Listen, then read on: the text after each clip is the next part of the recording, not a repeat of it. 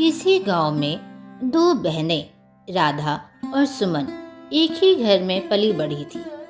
उनका बचपन एक साधारण लेकिन खुशहाल माहौल में बीता था।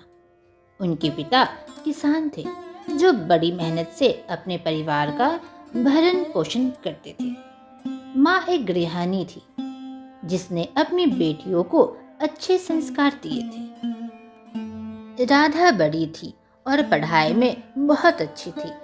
वो शांत स्वभाव की थी, समझदार थी और परिश्रमी थी। वहीं सुमन चंचल और थोड़ी जिद्दी थी। दोनों बहनों में बहुत ही स्नेह और प्रेम था। एक दिन, दीदी, आपके पास वो साड़ी थी ना, वो बहुत ही अच्छी है। आप क्या मुझे वो साड़ी दे सकती हैं क्या? अरे छुटकी, ये भी कोई पूछने की बात है। दोनों बहनों का प्रेम देखकर उनके माँ बाप भी बहुत ही खुश रहा करते थे। समय बीतता गया। दोनों बेटियों की शादी के लिए माता पिता चिंतित थे। सुनो भगवान, दोनों बेटी काफी बड़ी हो गई है। उन दोनों की अब शादी करनी होगी। मैंने दो लड़के खोज रखे हैं। एक काम करता हूँ, दोनों को बुलाता हूँ और दोनों बेटियों की शादी जल्दी ही कर देता हूँ। तुम्हारा क्या कहना है भगवान? तुम भी तो कुछ कहो। हाँ जी, आप बिल्कुल सही कह रहे हैं। दोनों बेटी अब बड़ी हो गई हैं। उन दोनों के हाथ जल्दी से पीले करने होंगे। वो दोनों लड़के अच्छे हैं, आपने मुझे पहले भी बताया था। जल्दी से तारीख देखकर उन दोनों को विदा कर देते हैं। राधा की शादी एक बड़े व्यापारी के घर में हो गई। उसका ससुराल शहर में था। वहां उसे हर प्रकार की सुविधा मिली। वहीं दूसरी ओर सुमन की शादी एक साधारण किसान के घर में हो गई जो बहुत गरीब थे। अरे वाह, ये घर तो कितना बड़ा है, कितना आलीशान मकान है। अजी, ये घर तो वाकई बहुत खूबसूरत है। मेरे घर में तो ये सारी कुछ भी चीजें नहीं थी, ना सोफा था ना कुछ था। अब तो लगता है मेरे ऐशी ऐशी। भगवान, तुम्हें अच्छा लगा ना घर? और क्या, तुम चिंता मत करो। तुम्हें जो भी चीजें चाहिए मुझे बस बोल दिया करो, तुरंत तुम्हारे लिए हाजिर हो जाएगा।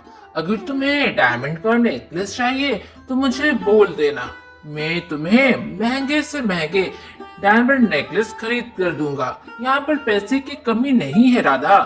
राधा की जिंदगी में सारे सुख सुविधा उपलब्ध थे। उसके पास बड़ा घर, महंगी गाड़ियाँ और नौकर चाकर थे। वो हर त्योहार पर नए नए कपड़े पहनती, महंगे गहने और साज सज्जा से लिप्त रहती। वहीं दूसरी ओर सुमन का जीवन संघर्षों से भरा था। उसके पति की आमदनी कम थी और कई बार उन्हें भूखे पेट भी सोना पड़ता था। भगवान, मुझे माफ कर दो। मुझे बहुत ही बुरा लगता है कि हमारी नई शादी हुई है। मुझे तो तुम्हें नए नए तोहफे, साड़ियाँ, नए नए गहने बनवा के देना चाहिए, लेकिन मैं तो तुम्हें दो वक्त की रोटी भी ठीक से नहीं दे पा रहा हूँ। मुझे काफी बुरा लगता है। सुमन, मुझे माफ करना। मुझे लगता है मैं तुम्हारे लायक नहीं हूँ सुमन। अजी, ये क्या कह रहे हैं आप?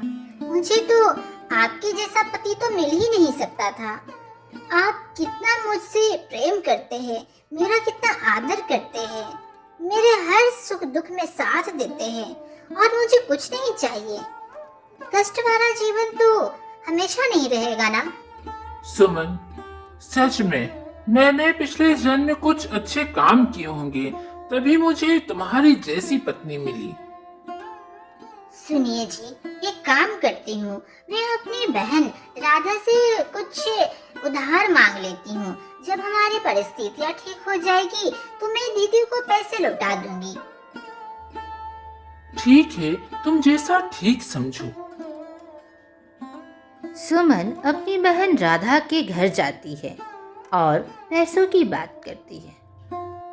दीदी, अब बोलने में तो बहुत शर्म आ रही है, लेकिन क्या करूं, अब आपसे ना कहूं तो किससे कहूं।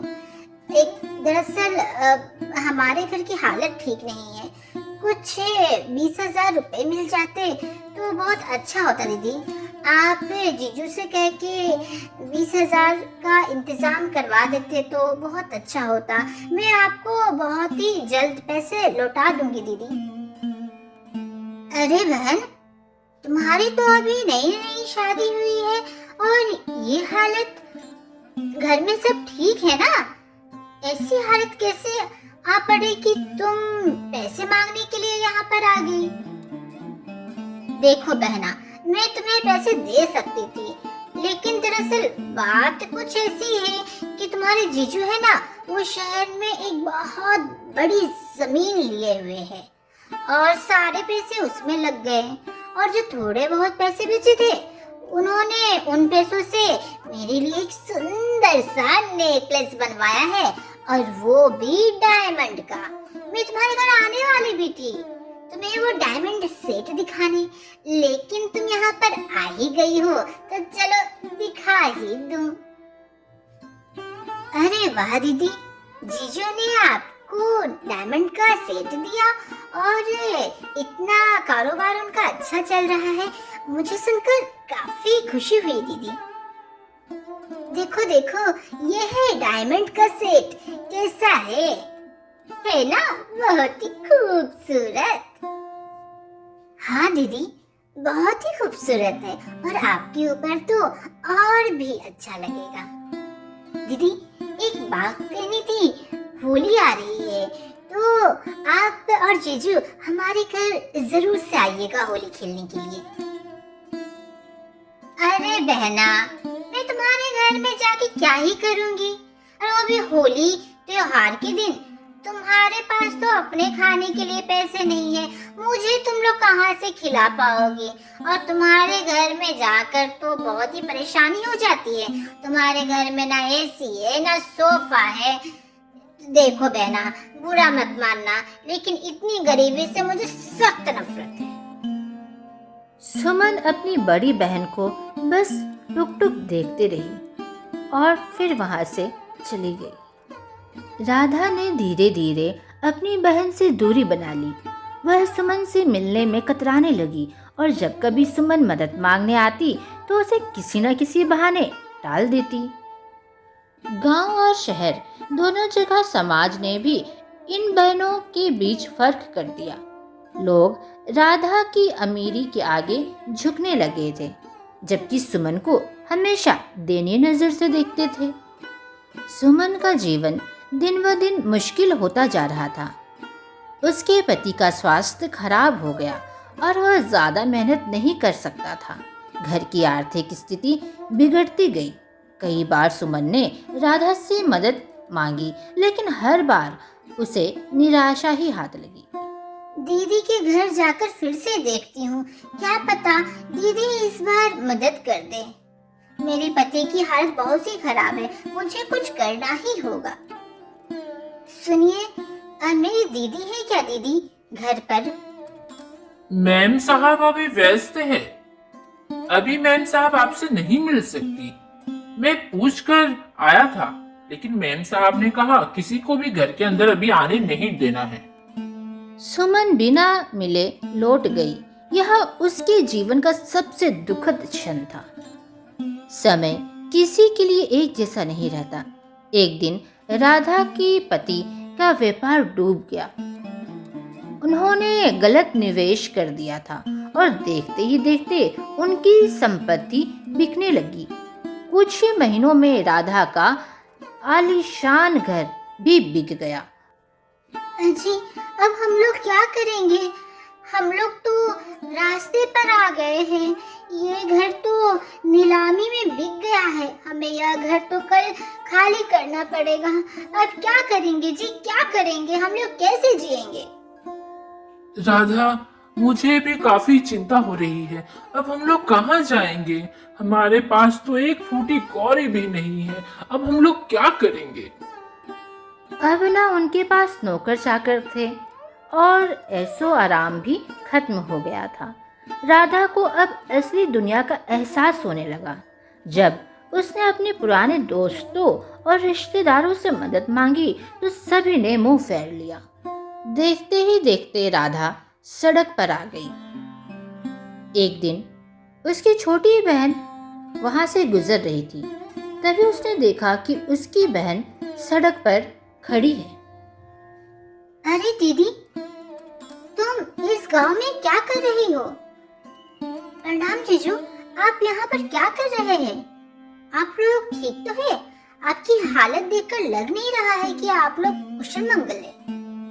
कुछ नहीं बहन, वो हमारा व्यापार ठप पड़ गया ना, तो हमारा घर नीलाम हो गया।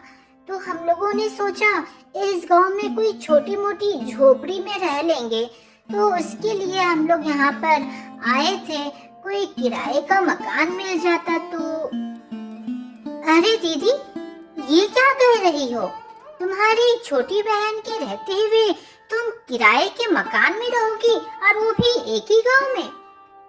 जीजू और दीदी, आप लोग चिंता मत कीजिए, बगल में ही मेरा घर है। आप लोग तो कभी मेरे घर आए नहीं ना, चलिए इसी बहाने मेरे घर आइए, और अब से आप लोग वहीं पर रहिएगा, हम लोग साथ में रहेंगे। राधा रो पड़ी। सुमन, मेरी बहन, मैंने तुझे बहुत तकलीफ दी, लेकिन आज जब मैंने सब कुछ खो दिया है, तब समझ में आया कि असली दौलत पैसे में नहीं, बल्कि अपनों का प्यार में होता है। दीदी, रिश्ते हमेशा इंसान से बड़े होते हैं। मैं गरीब हो सकती हूँ, लेकिन मेरा दिल अमीर है। तुमने मुझसे मुंह मोड़ लिया था, लेकिन मैं कभी तुम्हें छोड़कर नहीं जा सकती। अब राधा को अपने जीवन की सच्चाई समझ में आई। उसने अपनी बहन के साथ रहना स्वीकार कर लिया। दोनों बहन एक साथ खेतों में काम करती, बच्चों को पढ़ाती और एक दूसरे का सहारा बन गई। राधा को अब एहसास हो गया कि अमीरी सिर्फ पैसों में नहीं, बल्कि रिश्तों में होती है। उसका दिल अब पहले से ज्यादा हल्का था, क्योंकि उसने अपनी बहन का प्यार पा लिया था। समय बीतता गया और दोनों बहनों की जिंदगी धीरे धीरे सामान्य हो गई। राधा ने अपनी गलतियों से सबक सीखा और सुमन की मदद से एक छोटी सी दुकान खोल ली। अब वह आत्मनिर्भर थी और अपनी बहन के साथ खुश थी। इस कहानी से हमें यह सीख मिलती है कि पैसा कभी अस्थायी नहीं होता, लेकिन रिश्ते हमेशा रहते हैं। हमें कभी अपनों को उनके हाल पर नहीं छोड़ना चाहिए, क्योंकि समय बदलता रहता है। असली अमीरी दिल में होती है, ना कि धन दौलत में। रिश्ते की अहमियत समझे और अपनों का साथ कभी ना छोड़े। आज का प्रश्न है, किस बहन को अमीरी पर घमंड था? उस बहन का क्या नाम था? कमेंट बॉक्स में ज़रूर से लिखिए।